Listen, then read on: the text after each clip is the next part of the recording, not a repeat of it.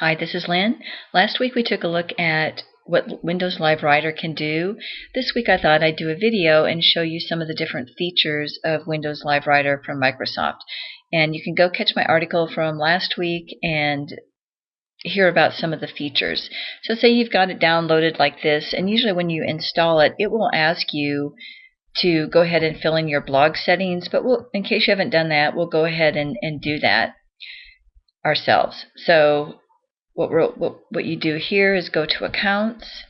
We're going to add an account and then choose which service you use. And I use WordPress, so I'm going to click that. And here's where you type the address of your blog.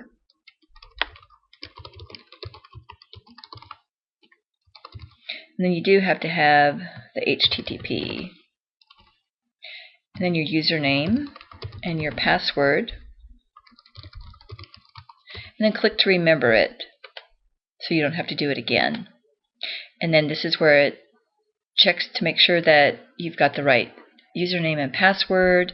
It also, you can see it analyzes the theme you're using, because there's a way to preview it when you're writing from your desktop. So it goes through this process.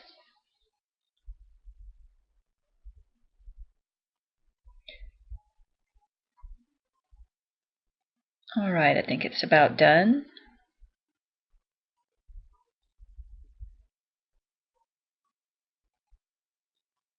And I'm just going to call it Extreme Virtual Support. And here's where you can share it on Windows Live. I'm just going to not do that right now. And there it is set up. Now, some options here: automatically update information, categories, links. And I'm doing these two things. I have those two checked. So looking at some of the other preferences here, I'm going to check. I want to open a new window for each post instead of just having one open at a time. And if you want to view it after publishing, close window, I think I want it to do that. And I'm going to have it remind me of categories and tags, because there's a way to do that down here. And I like to see how many words I'm writing. So I'm going to apply that. Some of these others, blog this, I've not used that, and I know when you're in a browser window you can click blog this, and the blog this will appear in your browser window. Spelling, definitely I like to do that, and you can go ahead and check that. There are plugins available online, and I went into that some last week. You can go and check that out. I've not had real good luck with the plugins, and I don't have any installed right here.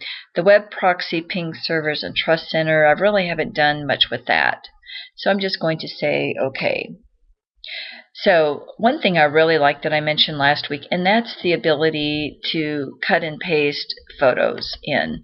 So I've just got this out here right now. Say I want to get a picture of Kevin Durant, the big popular Thunder player. So I'm going to copy that, and then I can just paste it right in here. And it defaults, you double click, and then these picture options come up.